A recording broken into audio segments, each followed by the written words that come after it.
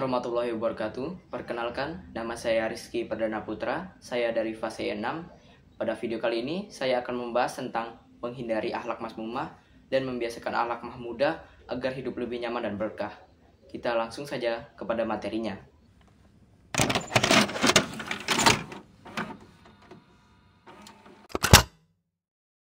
Kita perlu tahu dulu apa itu akhlak mazmumah dan akhlak mahmudah.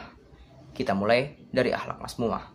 Akhlak mazmumah adalah akhlak tercela atau buruk yang tidak dibenarkan oleh agama.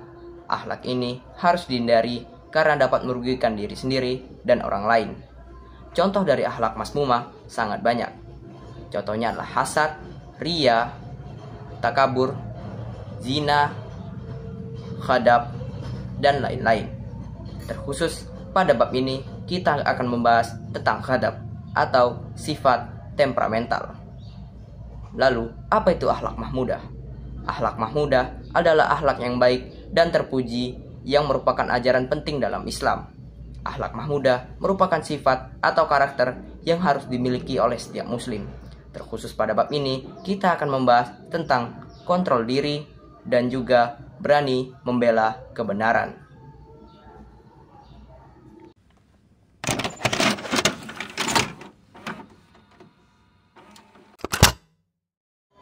Pada materi kali ini, kita akan membahas tentang sifat temperamental. Apa itu sifat temperamental atau khadab? Kita akan melihatnya dari dua sudut pandang. Yang pertama, secara ilmiah menurut para psikolog, dan yang kedua adalah secara Islam menurut Al-Quran dan hadis Nabi. Kita mulai secara ilmiah. Salah satu jurnal internasional yang terkenal dalam bidang temperamen adalah artikel berjudul Temperament and Development yang ditulis oleh Jerome Kagan. Dipublikasikan dalam jurnal American Psychologist pada tahun 1994. Dalam artikel ini, Jerome Kagan membahas bagaimana temperamen pada masa bayi dapat memprediksi perilaku dan kepribadian di masa dewasa, serta pengaruh faktor genetik dan lingkungan terhadap perkembangan temperamen.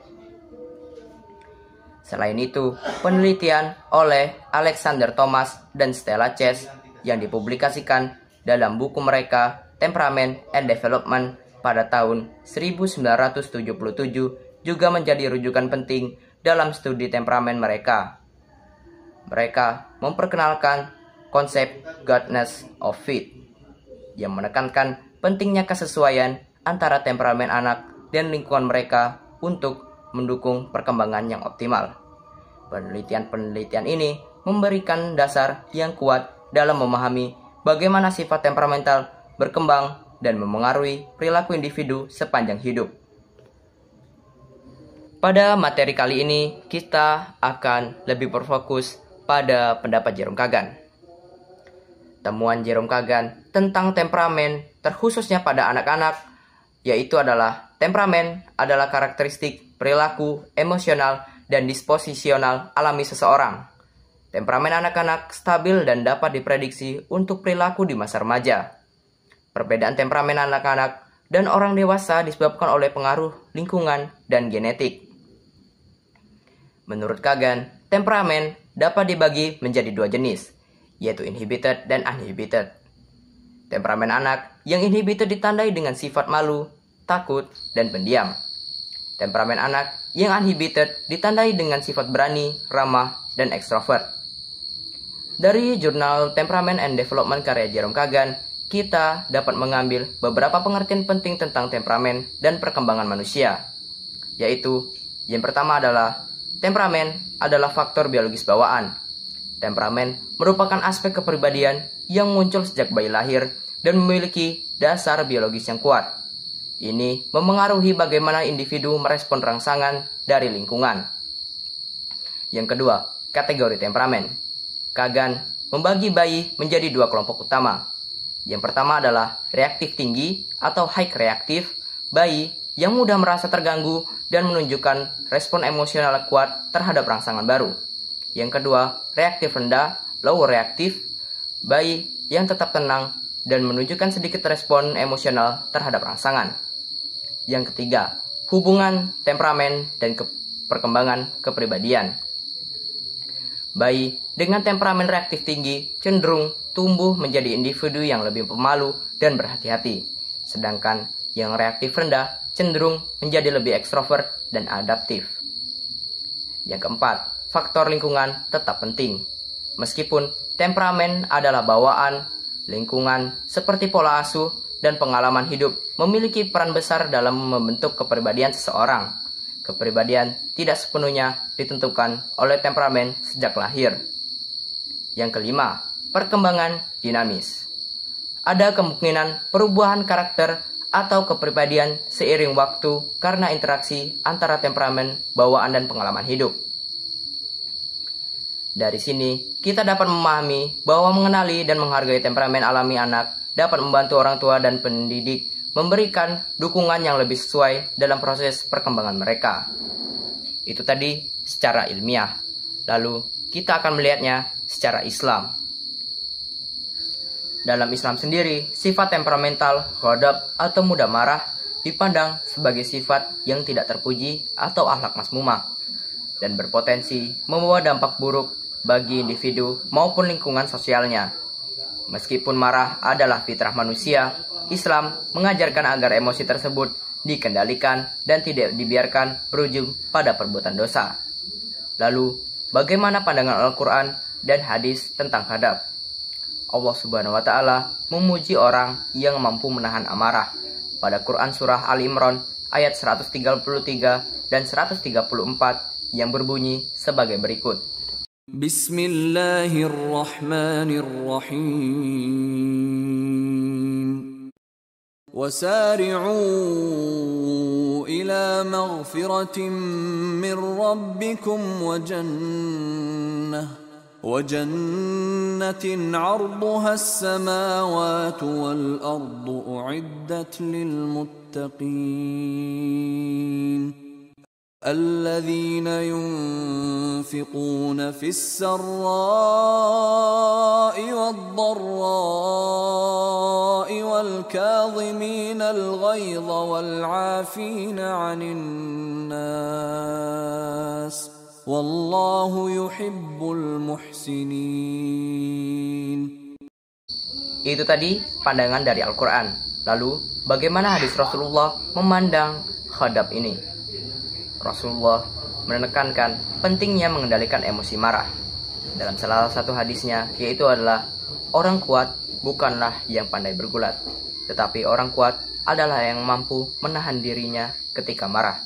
Hadis riwayat Bukhari dan Muslim.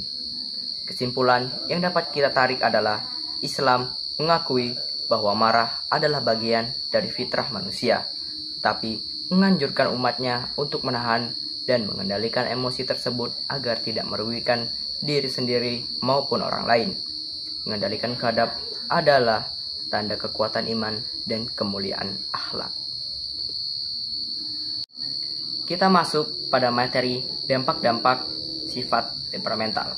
Kita akan melihatnya dari dua sudut pandang, secara ilmiah dan juga secara Islam. Kita mulai dari secara ilmiah. Sifat temperamental yaitu kecenderungan seseorang untuk mudah marah dan bereaksi emosional secara berlebihan. Dapat memiliki berbagai dampak negatif menurut para psikolog, baik untuk individu maupun hubungannya dengan orang lain. Berikut adalah beberapa dampaknya.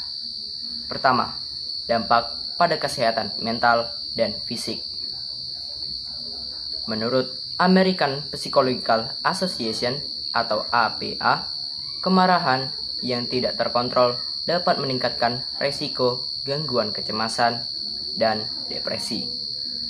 Dapat menyebabkan tekanan darah tinggi dan meningkatkan risiko penyakit jantung. 2. Dampak pada hubungan sosial. Psikolog Dr. John Gottman menyebutkan bahwa temperamen buruk dapat merusak hubungan interpersonal, terutama hubungan romantis, keluarga, dan persahabatan. Sifat ini membuat orang lain cenderung menjauh karena merasa tidak nyaman atau takut. 3. Dampak pada prestasi akademik dan karir. Dalam dunia kerja atau sekolah, sifat temperamental dapat menyebabkan konflik dengan rekan kerja, guru, atau teman sekelas. Studi menunjukkan bahwa individu yang sulit mengendalikan emosi lebih rentan menghadapi masalah disiplin dan memiliki kinerja yang buruk. 4. Dampak pada kesejahteraan pribadi. Kesulitan mengendalikan emosi dapat membuat seseorang merasa bersalah dan menyesal setelah ledakan amarah. Perasaan negatif yang terus-menerus ini bisa memicu stres berkepanjangan. Itu tadi secara ilmiah. Lalu bagaimana secara Islam? Dalam Islam sendiri, ghadab atau amarah atau kemarahan memiliki berbagai dampak negatif, baik secara pribadi maupun sosial. Berikut adalah beberapa dampaknya. Yang pertama, dampak spiritual. Menjauhkan dari rahmat Allah. Kemarahan yang tidak terkendali dapat membuat seseorang lalai dari ibadah dan zikir. Membuka pintu dosa. Saat marah, seseorang bisa berkata atau bertindak yang melanggar syariat. 2. Dampak psikologis. Stres dan kegelisahan, marah yang dipendam atau diluapkan secara berlebihan dapat menimbulkan tekanan emosional. Hilangnya kontrol diri. Seseorang yang dikuasai amarah sering kehilangan kemampuan berpikir jernih. Ketiga, dampak sosial. Memicu permusuhan. Kemarahan yang diluapkan tanpa kendali dapat menyebabkan perselisihan dengan orang lain. Merusak hubungan baik, hubungan keluarga, teman, maupun masyarakat bisa terganggu akibat marah yang tidak terkendali. 4. Dampak fisik. Kemarahan berlebihan dapat meningkatkan risiko tekanan darah tinggi, sakit kepala, dan masalah jantung. Itu tadi merupakan dampak-dampak. Kita akan lanjutkan ke materi selanjutnya. Kita masuk ke materi faktor-faktor yang memengaruhi sifat temperamental. Kita akan melihatnya dari dua sudut pandang, secara Islam dan secara ilmiah. Kita mulai dulu dari secara ilmiah. Sifat temperamental seseorang menurut para psikolog dipengaruhi oleh berbagai faktor, baik biologis maupun lingkungan. Berikut beberapa faktor yang berkontribusi besar dalam pengaruh sifat temperamental. Yang pertama, faktor biologis. Warisan gen dari orang tua dapat mengaruhi temperamen seperti kecenderungan untuk mudah marah atau tenang. Sistem saraf, ketidakseimbangan neurotransmitter seperti serotonin dan dopamin dapat memicu reaksi emosional yang berlebihan. Kesehatan fisik, kondisi medis seperti gangguan hormon atau penyakit kronis dapat mempengaruhi suasana hati. Faktor psikologis. Kepribadian. Beberapa tipe kepribadian seperti tipe neurotik cenderung lebih reaktif secara emosional. Kemampuan individu dalam mengelola emosi mempengaruhi respons temperamental. Faktor lingkungan. Pola asuh yang kasar atau kurang perhatian dapat membentuk sifat temperamental. Konflik dengan teman, tekanan sekolah, dan masalah keluarga dapat memicu emosi yang tidak stabil. Paparan situasi yang menimbulkan tekanan secara terus-menerus dapat membuat seseorang menjadi lebih mudah tersulut emosinya. Pengalaman masa lalu. Pengalaman buruk di masa kecil dapat menyebabkan reaksi emosional yang intens pada berbagai situasi. Lingkungan yang penuh tekanan atau tidak stabil dapat memperkuat sifat temperamental. Itu tadi secara ilmiah. Lalu bagaimana secara Islam?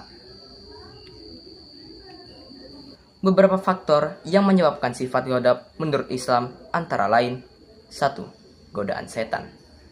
Setan berusaha memicu emosi negatif dan amarah manusia agar mereka menjauh dari kebaikan dan berbuat dosa. Rasulullah bersabda, sesungguhnya amarah itu dari setan, dan setan diciptakan dari api. Sesungguhnya api bisa dipadamkan dengan air. Maka jika salah seorang dari kalian marah, hendaklah ia berwudu. Hadis riwayat Abu Daud. 2. Kebodohan atau jahalah. Kurangnya pemahaman agama dan akhlak mulia menyebabkan seseorang tidak mampu bersabar atau berlapang dada dalam menghadapi masalah. 3. Kesombongan dan keangkuhan.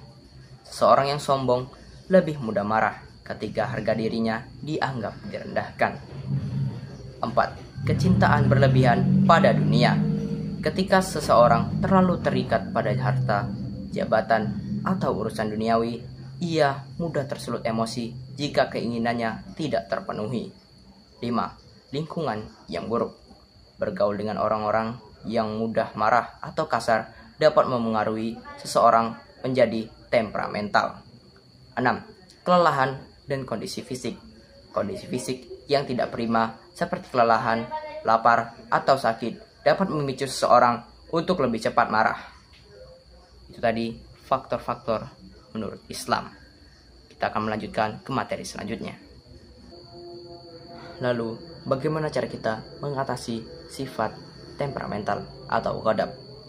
Dalam Islam, sifat temperamental atau ghadab, marah berlebihan, dianjurkan untuk dikendalikan karena bisa membawa dampak negatif. Berikut cara-cara yang diajarkan Islam untuk mengatasi ghadab. 1. Mengendalikan marah dengan berwudu. Rasulullah bersabda, "Sesungguhnya marah itu dari setan, dan setan diciptakan dari api. Padamkanlah api itu dengan air, maka apabila salah seorang dari kalian marah, hendak berwudulah." Hadis riwayat Abu Daud.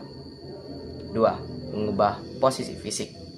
Rasulullah bersabda, "Apabila salah seorang dari kalian marah dalam keadaan berdiri, hendaklah ia duduk.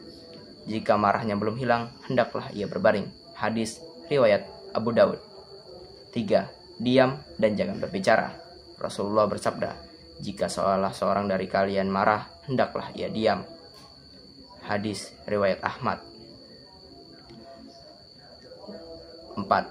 Perbanyak zikir dan istighfar. Zikir dapat menenangkan hati dan pikiran.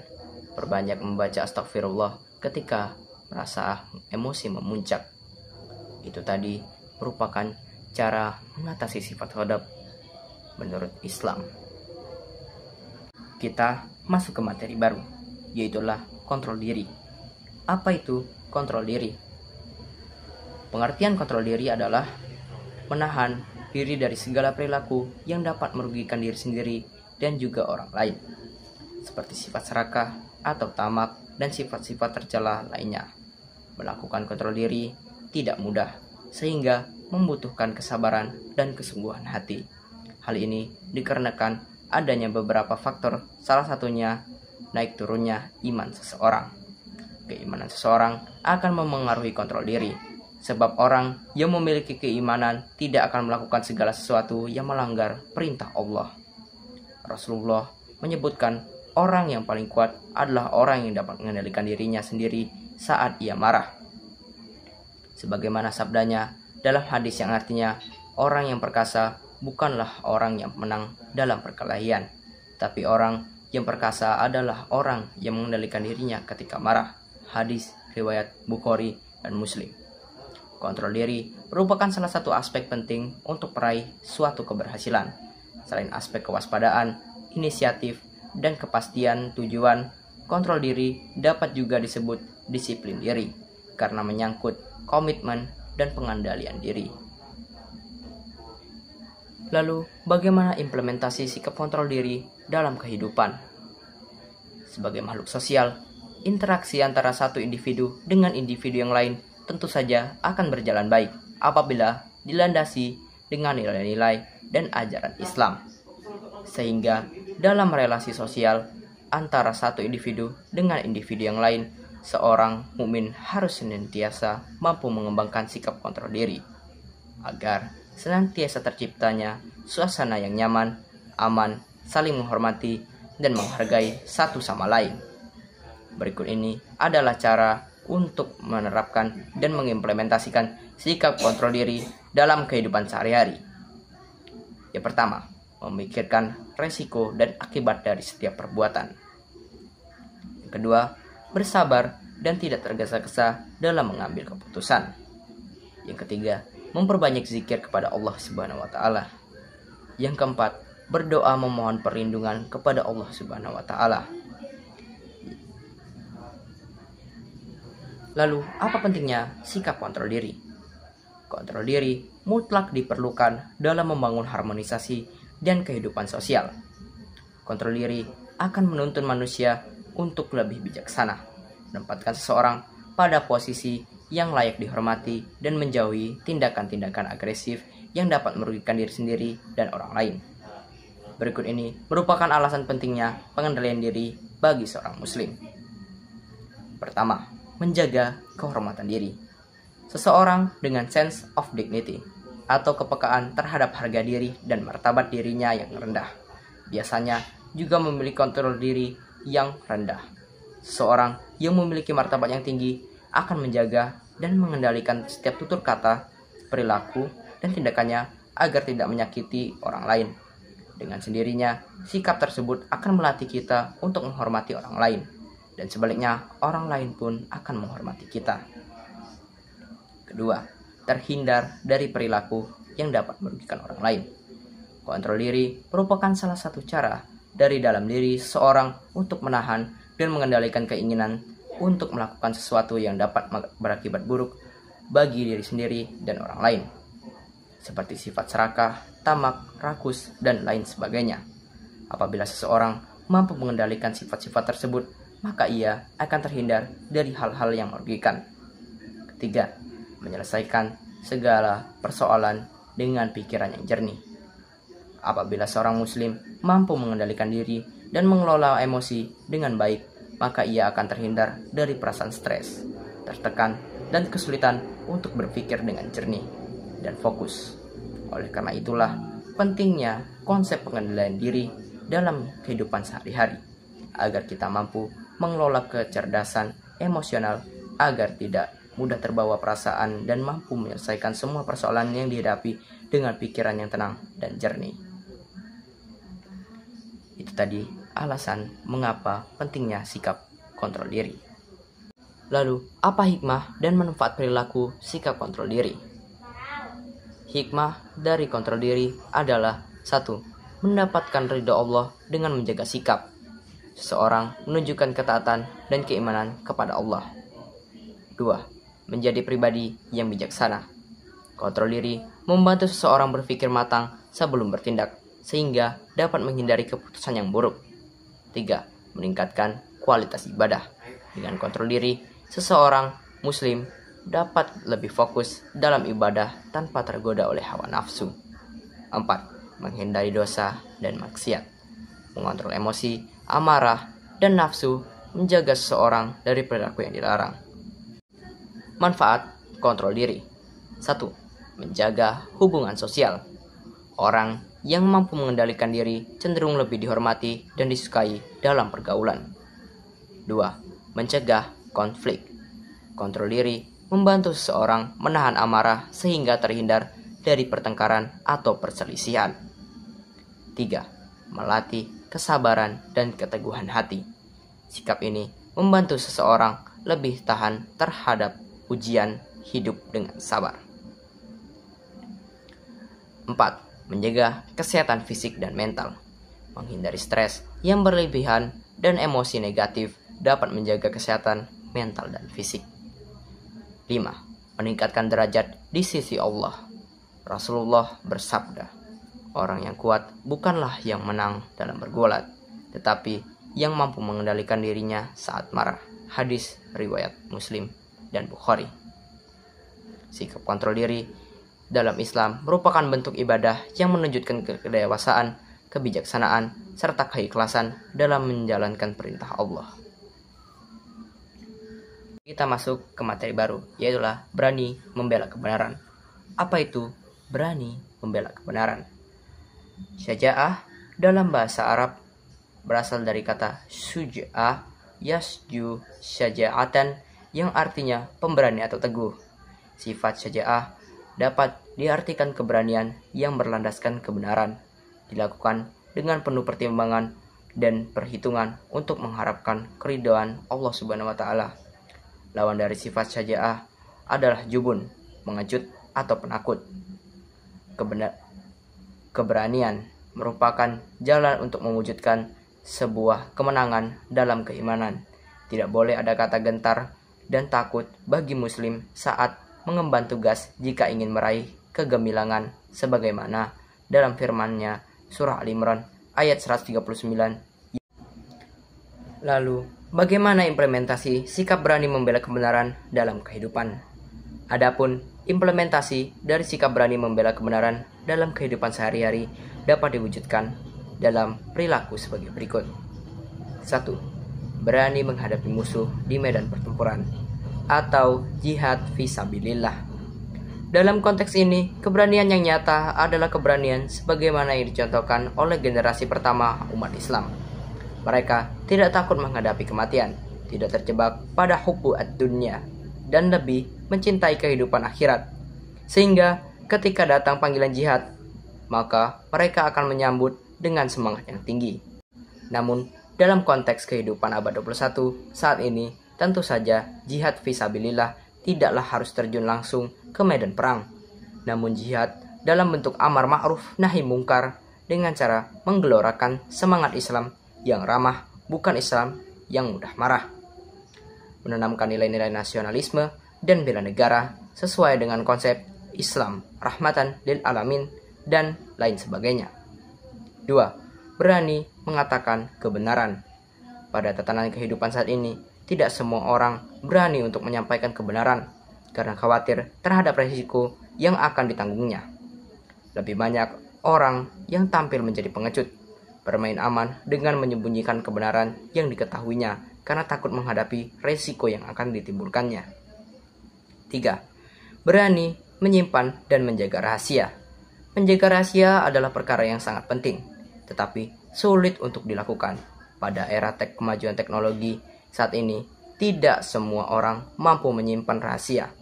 Dengan hitungan detik, seseorang yang tidak amanah akan mampu menebar aib dan rahasia orang lain dengan membuat broadcast message melalui media sosial.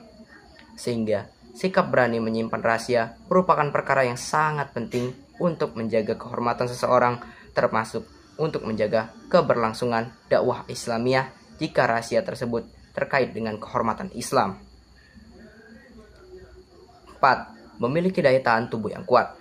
Seseorang yang memiliki keberanian haruslah diimbangi dengan daya tahan tubuh yang besar, karena ia akan menghadapi kesulitan, penderitaan, dan risiko yang akan terjadi.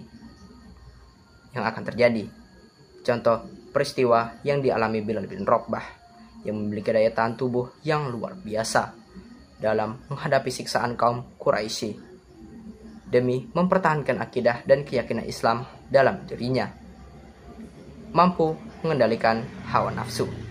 Rasulullah menjelaskan bahwa orang yang disebut pemberani bukanlah orang yang kuat berkelahi, melainkan orang yang mampu mengendalikan nafsunya dengan baik karena menghindari murka dan berharap berkah dari Allah Subhanahu wa taala.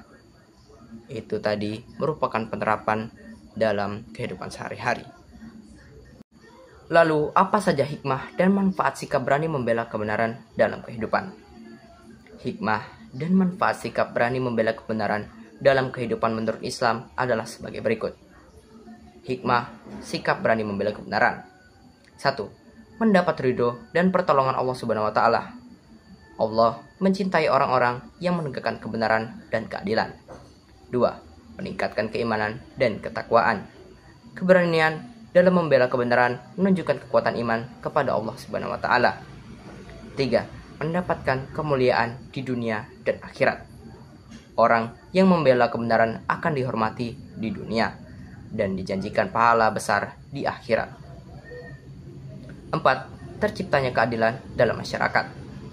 Dengan membela kebenaran, ketidakadilan dan kezaliman dapat dicegah. Membentuk karakter muslim yang mulia. Keberanian membela kebenaran melatih seseorang menjadi pribadi yang jujur, tegas, dan bertanggung jawab. Manfaat sikap berani membela kebenaran. 1. Menjadi teladan yang baik. Sikap ini dapat menginspirasi orang lain untuk turut membela kebenaran. 2. Terhindar dari kemunafikan. Orang yang selalu membela kebenaran jauh dari sifat dusta dan kemunafikan. 3. Mempererat persatuan dan harmoni. Kebenaran yang ditegakkan membawa ketenangan dan kedamaian dalam kehidupan bermasyarakat. 4.